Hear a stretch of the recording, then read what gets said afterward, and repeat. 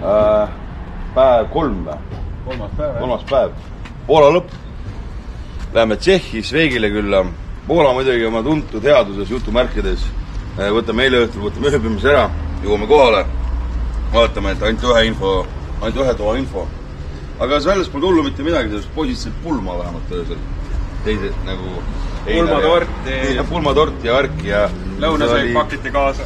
Jah, ääre pealt oleks püha ei saa ka kohale tulnud, oleks nagu uued paarid välja tulnud. Ja täna on Tšehhi.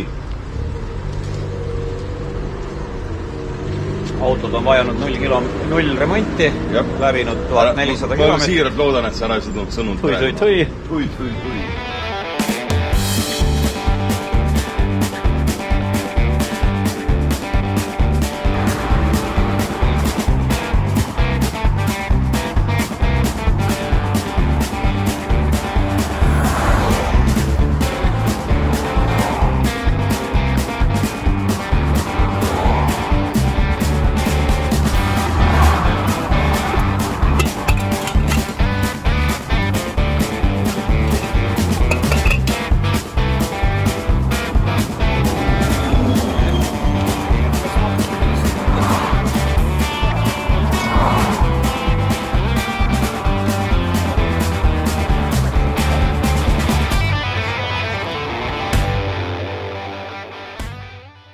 Suure jutumeele Einarile tuli kohe Onu Murphy külla, kui ta laus ära lõpetas. Tegelikult ta juhtus niuke asi, et pidur jäi peale. Seda juhtus reisi jooksul veel paar korda, see oli vist ainuke viga tema auto jooksul üldse, mis ta juhtus. Et sealt siis meil õnneks olid targad spetsialist kaasa, need tõmbasid saad surved maha ja surved peale ja sõitkis edasi. Ja me läksime lennundusmuuseumisse, kus olid sõjalennukid, enamus pihta saanud, oli ka terveid. Pull oli see, et seal mitte keegi rääkis inglise keelt ja seda infot oli ka inglise keeles nagu maru, mitte vähe, seda oli ka 0. Et siis oli see oma guugeldamist ja arusaamist, et mis seal on ja kes seal on ja miks see kõik nii on. Et päris huvitav kogemus saada Euroopa keskel nagu niuke koht leida täiesti suure maantee ääres, suur äge muuseum, kus ei räägita inglise keeles ja pole mitte mingit infot inglise keeles. See oli Tšehhis siis kus juures. Aga ei, seal oli põnev ikkagi, me käisime mõnes lennumasinas sees ja seal ikkagi avastamist olid, sa pead ise lihtsalt rohkem vaeva nägema. Külastame siis lennuki muuseumist, võtsime spetsialisti kaasa omale, Einavi, kes teeb täpselt rääkida lennukite mootorist kõike. Siin on nüüd see asi, et sellel on 10 korda suurem oht rikki minna kui laadal, et siin on rohkem pudinaid lihtsalt, et kogu lugu ongi sellest, et see on liiga keeruliseks aetud. Ja meil ei ole mõtet sellise asjaga reisida. Ilmselt selles on probleem, et see ei ole kere külge leitud. Ja siia ei ole kerega külge leitud juurde, et sellega ongi raske reisida. Et siis teeme oma matka ladadega.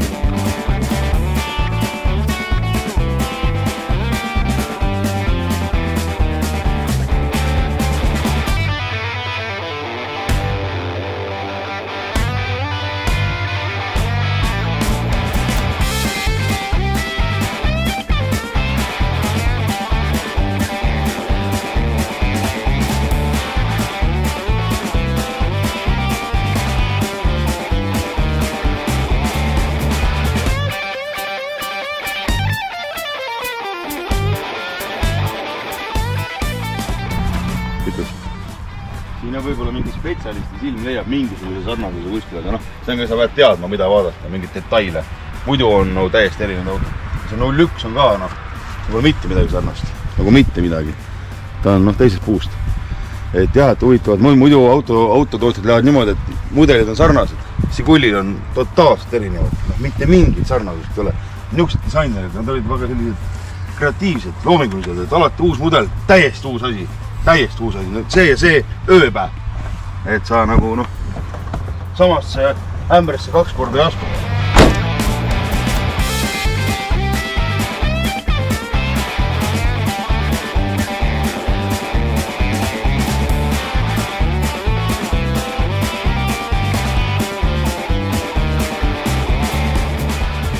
Orkester mängis, kui tuline. Eestis 4 sõidades loetakse surnuks. Siin hakkad elama alles. Huvitavas, mul küpsis üldse maitse tegelikult. Aga põhimõtteliselt kuiv on kuidagi, jah. Ma ühe sõin ära juba, aga jube kuiv. Huvitav teha, et seda küpsist pakuvad nii väga suruvad peale. Kas see peab alla panema või mingi teema on osa? See, et lauda määriks võtta. Aga see on ainuke riik, kus sa pead õppima neid õlut jooma. Nad panevad nimekirja, kui sa õlut ei joo, siis te laste järgmine kord sisse. See õlu ja puukse. Aga siis pannakse kinni, kui sa õlle siin välja oksad. Mille eest mingi rivetamine on? Jaa. Traditsioonide rivetamine. Austrias. Oleme juba viimased, ma ei tea, 10-15 minti ainult Allamäge sõitnud, et nüüd saab ladada väljakutse mäest üles ka kuskilt minna.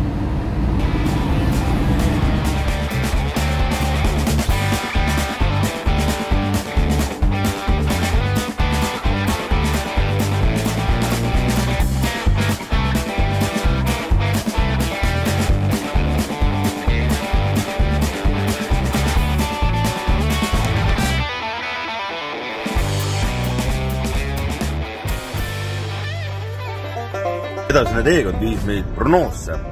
Seal oli kommunistliku maailma üks salastatumaid punkreid või varjendeid, algselt ehitatud õhurünnakute kaitseks. Ja pärast 1959 ehitati ring, et ka aatomirünnaku puhul kaitset pakuks. Kuskil 500 inimest mahtus sisse ja loomulikult tänavalt sinna keegi ei saanud.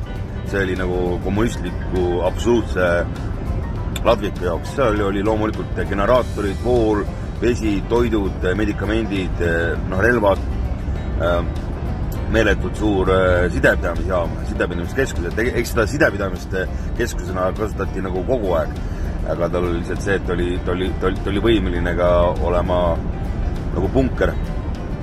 Ja meil muidugi pearaadiomees Einar vaatas oma pilguga asja üle ja ütles, et päris pidi ikka täitsa päris olema. Ega meie poisi otsad ei tea midagi, ta vaatasid pidi üle.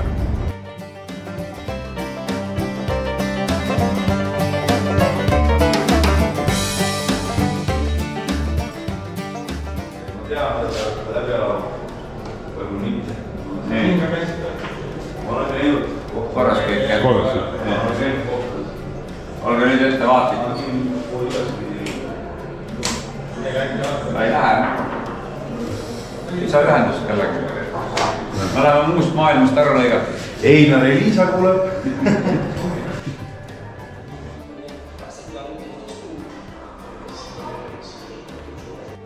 See evakuatsiooni koht, vaata on ja siukse kolmjurk. Aga mul on selline. Aga miks sa kaasa ei võtnud? Siis ütled, et meil on vaja kiivrit osta.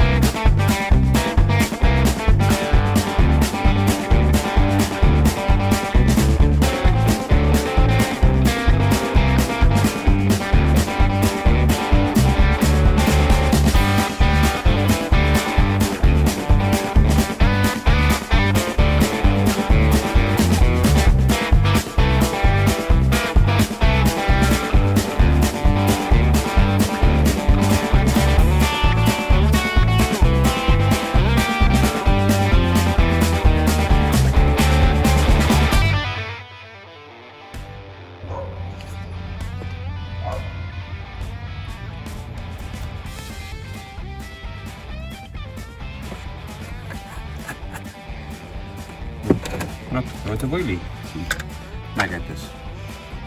Raske sõitu tuleb.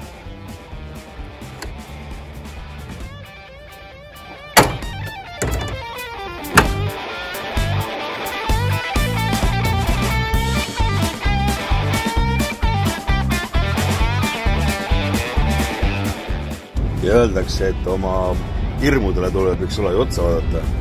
Et kui me ülejäänud kamp nagu väga oluliselt midagi ei karda, siis Einar rääkis, et ta kardab Schwarzeneggerit. Ta sellepärast jätab ikkagi õhtuti tule põlema, nagu magama läheb, et igaks juhuks.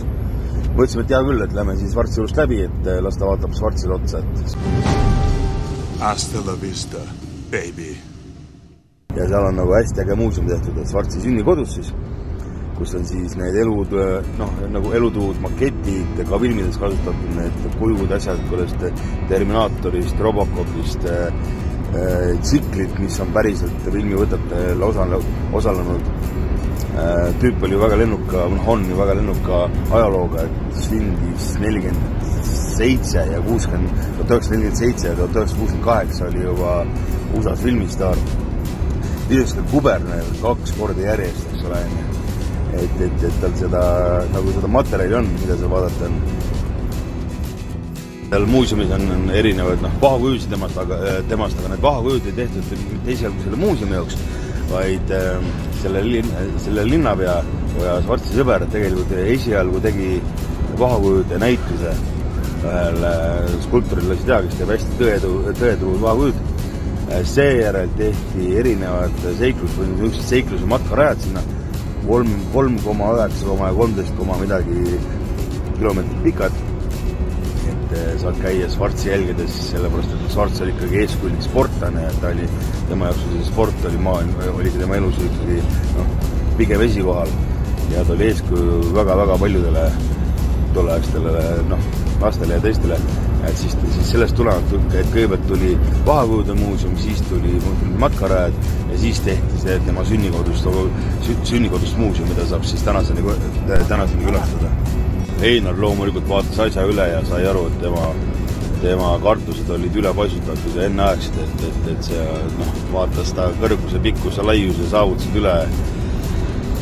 Ohkas sisse, muigas ja juba saad muuseumist lahkudes pani seal ka tulekustu. Sellega on ühel pool. I'll be back.